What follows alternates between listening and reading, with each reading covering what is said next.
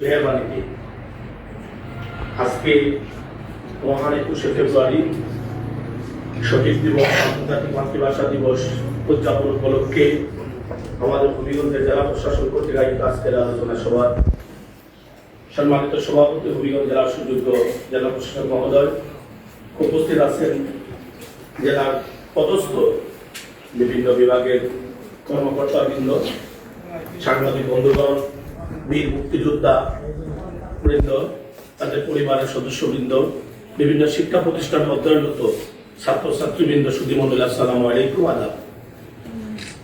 শুরুতেই এই আন্তর্জাতিক মাতৃভাষা দিবস প্রতিষ্ঠায় যারা শহীদ হয়েছেন সেই বীর শহীদদের প্রতি শ্রদ্ধা জ্ঞাপন করছি। 1971, 90, সর্বশেষ 2024-এর এই গণতান্ত্রিক আন্দোলনে যারা শহীদ হয়েছে তাদের আত্মার শান্তি কামনা করছি, তাদের পরিবার পরিজনের প্রতি সমবেদনা জ্ঞাপন করছি। প্রত্যাশা করছি নতুন বাংলাদেশ বিনির্মাণে আমাদের শহীদরা যে স্বপ্ন দেখেছেন আমরা সকলে মিলেমিশে যেন সেটা প্রতিষ্ঠা করতে পারি। আমরা একমাত্র জাতি যারা নিজের দাবি আদায়ে রক্ত দিতে আমরা পিছপা হব না। শহীদ দিবস, আন্তর্জাতিক মাতৃভাষা দিবস, পৃথিবীতে আর কোনো জাতি খুঁজে পাওয়া যাবে না যে যারা নিজের মায়ের ভাষার জন্য অকাতরে শহীদ হয়েছে, রক্ত দিয়েছেন। আমরা সেই বীরের জাতি। আমাদের অর্জন অনেক।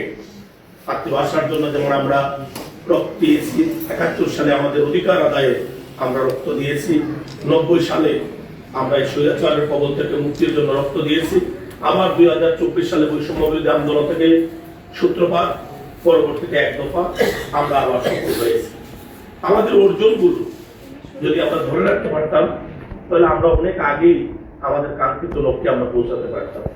আমাদের অর্জন আছে, কিন্তু সমাজে অনেক বিভিন্ন পর্যায়ে রাজনীতিবিদদের মতো আছে, প্রশাসনের মতো আছে, যে অর্জনগুলি যেন কেবলমাত্র তাদের জন্য হয়েছে যারা যেমনটা বুক করেছেন, সেই জন্য সারা জাতি আমরা উপকৃত হতে পারিনি। আমাদের সামনে একটি সুযোগ সৃষ্টি হয়েছে।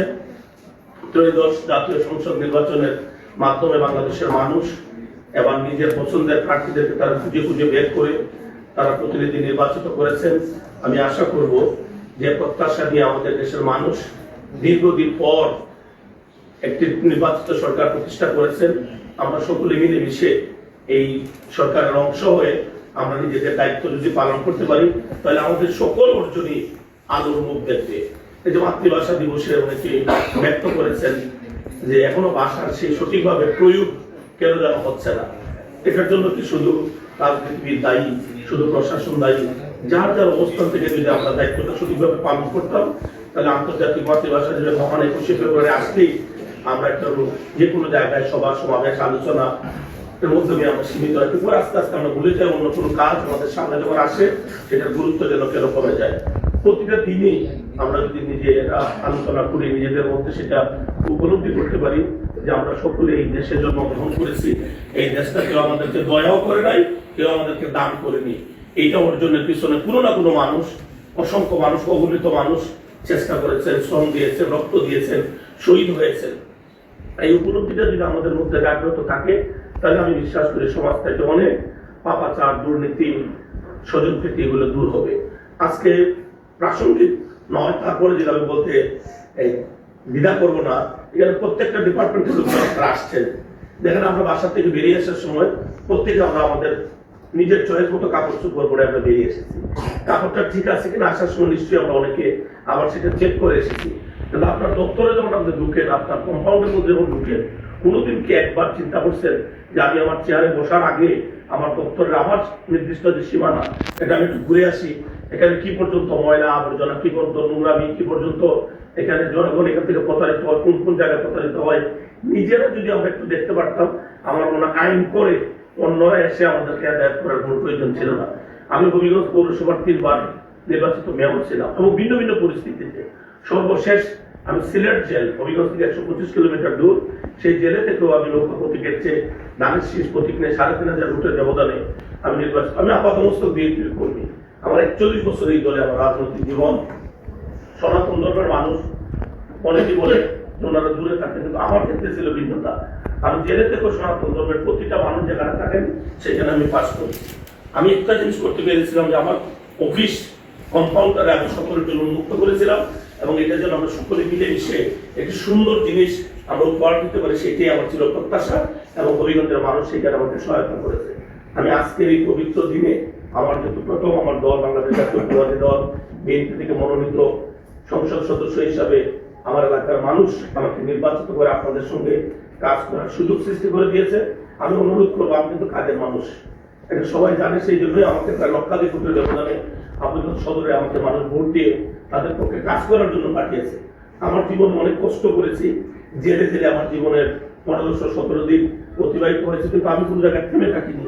আমি মনে করেছি এই হবিগঞ্জে আমার জন্ম হয়েছে, হবিগঞ্জে আপনারা যখনই যারা চাকরির সুবাদে আসেন, আপনারা আমাদের অভিভাবক, আপনারা আমাদের সহকর্মী, যেভাবেই নেই না কেন, আপনাদেরকে বাদ দিয়ে আমরা একটা সুন্দর অভিজ্ঞতা আশা করতে পারি না। তাই আমি অনুরোধ করবো, অন্তত আমরা কালকে থেকেই যার যার দপ্তর আমরা নিজেরা একটু পরিষ্কার করি। আমি কাউকে কিন্তু ব্যক্তিগত ভাবে অনুরোধ করছি না, আমি সকলে মিলে যদি আমরা হবিগঞ্জটাকে সুন্দর করতে পারি, এটাই আমাদের সাফল্য। সেটা পুলিশ প্রশাসন করতে পারেন, জেলা প্রশাসন করতে পারেন, আমাদের সিভিল সার্জন মহোদয় সহ বিভিন্ন ডিপার্টমেন্টের লোকজন। জন দুর্ভোগ যত কমানো যায় সেই দিকে যেন আমরা সকলে মনোনিবেশ করি। এবং আমাদের বর্তমান সরকার ইতিমধ্যে আপনারা লক্ষ্য করেছেন, মাননীয় প্রধানমন্ত্রী উনি ওনার অবস্থান ব্যক্ত করেছেন। উনি বলেছেন আইনের শাসন প্রতিষ্ঠায় হবে আমাদের কাজ। আইন তার নিজস্ব গতিতে চলবে, এটা যেন কোনোভাবে প্রভাবিত না হয়, আমরা যেন খুব প্রভাবিত করার চেষ্টা না করি। এবং প্রশাসনে আপনারা যারা আছেন বলে আইন রাজনৈতিক তদবিরের কারণে আইন তার নিজস্ব গতিতে চলতে পারছে না, এই কথাটা আমরা আপনাদের মুখ থেকে শুনতে চাই না। আপনারা রাষ্ট্রের গুরুত্বপূর্ণ দায়িত্ব, সরকার আপনাদেরকে সেই সুযোগ দিয়েছে এবং সেটা বাস্তবায়নে এই সরকারকে এগিয়ে নেওয়া আপনাদের বড় দায়িত্ব।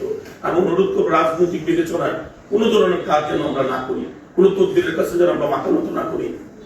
আমি এই যে 1.5 বছর হয়েছে গত সরকার, এখান থেকে আমার ভূমিকা ছিল আন্দোলনের সংগ্রামে, আমার ভূমিকা ছিল, সেখানে আমি সফল হয়েছি, মানুষ আমাকে সেটা মূল্যায়ন করেছে। কিন্তু গত 1.5 বছরে একদিনের জন্য প্রশাসনের কোনো কর্তা অফিসে আমি যাইও নাই, অনেক বেলা আপনাদের সাথে বসে কোনো সময় আমি ব্যয় করে আমি মনে করেছি যখন আমি দায়িত্বপ্রাপ্ত হব, সকলকে নিয়ে একটি নতুন বাংলাদেশ বিনির্মাণে আমাদের যে শহীদদের স্বপ্ন, সেই স্বপ্ন আমরা পালনের চেষ্টা করব। সময় দ্রুত ফুরিয়ে যাবে। আমরা 17 তারিখে শপথ নিয়েছি, আজকে 21 তারিখ, এই যে সময়গুলি আমাদের কাছ থেকে হারিয়ে যাচ্ছে। আমরা অনুরোধ করব, প্রতিটা ক্ষেত্রে আমরা যদি সফলতা হয় একে অপরের সাথে আলোচনা করব। এবং আগামীকাল থেকে আমার বড় অনুরোধ আপনাদের প্রতি, নিজ নিজ ক্যাম্পাসটার দিকে আমরা একটু মনোযোগী হই। যদি কোনো কারণে না হই, আমরা কিন্তু আপনাদের ক্যাম্পাসে যাবো, দলবদ্ধভাবে যাব, আপনাকে নিয়ে আপনার ক্যাম্পাস পরিষ্কারে আমরা কিন্তু আপনাদের সঙ্গে থাকবো। এটা মনে রাখবেন, আমরা অন্য জেলার চেয়ে আমাদের জেলা বিভিন্ন কারণে আমরা পিছনে পড়ে আসছি। এটা আমাদের জন্য অত্যন্ত লজ্জা। আমাদের বন্ধু বান্ধব অনেক আগেই অনেক এমপি হয়েছেন, মন্ত্রী হয়েছেন, তারা যেমন তাদের, আপনারা যারা বিভিন্ন জেলা থেকে চাকরির সুবাদে হবিগঞ্জে এসেছেন, আপনাদের কাছে অনেকে হাসি খুরাক হয়। হবিগঞ্জে এই অবস্থা দেখে আপনারা বলেন এটা একটা শহর নাকি, এটা অনেকে বলেন। আমরা যে সমাজে চলাফেরা করি, এটা একটা শহর নাকি, শহর তো আর এমনি সৃষ্টি হয়নি, মানুষ তার চেষ্টা দিয়ে শহরকে সুন্দর করেছে। এই যে রোড ডিভাইডার দেখতেছেন, এই যে বাস টার্মিনাল দেখতেছেন, এই যে বাইপাস দেখতেছেন, এগুলোর পিছনে সারাদিন আমরা কাজ করেছি বলেই আজকে সুন্দর হয়েছে। আমি অনুরোধ করবো মাননীয় জেলা প্রশাসক মহোদয়, যতদিন আপনার রিজিক আল্লাহ রাব্বুল আলামিন হবিগঞ্জে রেখেছেন, প্রতিটা সময় আপনি আমাদেরকে দিবেন। এবং আপনার যারা অধীনস্থ যারা আছেন, অন্যান্য পুলিশ প্রশাসন সহ, আমরা প্রত্যেকে যার যার দায়িত্ব পালন করে আমাদের শহীদদের সেই প্রত্যাশা আমরা পূরণে আমরা একসঙ্গে মিলেমিশে কাজ করব। আর আমার একটি বিষয় আজকে প্রথম সবাই পরিষ্কার করতে চাই, আমি কিন্তু তদবিরের মধ্যে আমি বিশ্বাসী না। আর কোনো দুর্নীতি আমাকে স্পর্শ করতে পারেনি। আমার নামে 100-র উপরে মামলা ছিল, বিভিন্ন আইবি মামলা, মানব মামলা, বুতুরের মামলা, কাল্পনিক মামলা। এগুলো পুলিশ এখানে উপস্থিত আছেন, তারা বলতে পারেন এইসব মামলা কিভাবে পুলিশে না আছে। এই অতীত আমরা ভুলে গিয়ে আমরা সামনের দিকে যেতে চাই। 200 কোটি টাকার উপরে যে পৌরসভায় চেকের মাধ্যমে আমি খরচ করেছি, সেই পৌরসভায় আমার নামে 1 পয়সার কোনো দুর্নীতির মামলা হয়নি। ইনশাআল্লাহ যতদিন আল্লাহ নেক হায়াত দেন, ততদিন আমি এমপি হিসাবে দায়িত্ব পালনের সুযোগ আমার থাকবে। আমি চেষ্টা করবো অতীতের সেই ধারাবাহিকতা, শতভাগ দুর্নীতির উদ্যোগে সকল মানুষকে নিয়ে। আমি হয়তো বিএনপি থেকে মনোনয়ন পেয়েছি, কিন্তু হবিগঞ্জের এমপি হিসাবে সকল মানুষের প্রতিনিধিত্ব আমাকে করতে হবে, আপনাদেরকে নিয়ে। অতএব হবিগঞ্জের কোনো দল ধর্মকে বিশেষভাবে প্রাধান্য না দিয়ে আমরা জন্মেছি এই হবিগঞ্জের যারা, আমাদের প্রত্যাশা আপনাদের সকলকে নিয়ে নতুন বাংলাদেশ বিনির্মাণ, আমাদের শহীদদের স্বপ্ন আমরা পালন করবো। আল্লাহ যেন আমাদের সেই তৌফিক দেয়। আজকের এই আলোচনা সবাই জেলা প্রশাসক মহোদয় সহ যারা আমাকে এখানে কথা বলার সুযোগ সৃষ্টি করে দিয়েছেন। আমি সকলের প্রতি কৃতজ্ঞতা জানিয়ে সকল শহীদদের আত্মার মাগফিরাত কামনা করে আমি আমার বক্তব্য শেষ করছি। সবাইকে অসংখ্য ধন্যবাদ। বাংলাদেশ জিন্দাবাদ।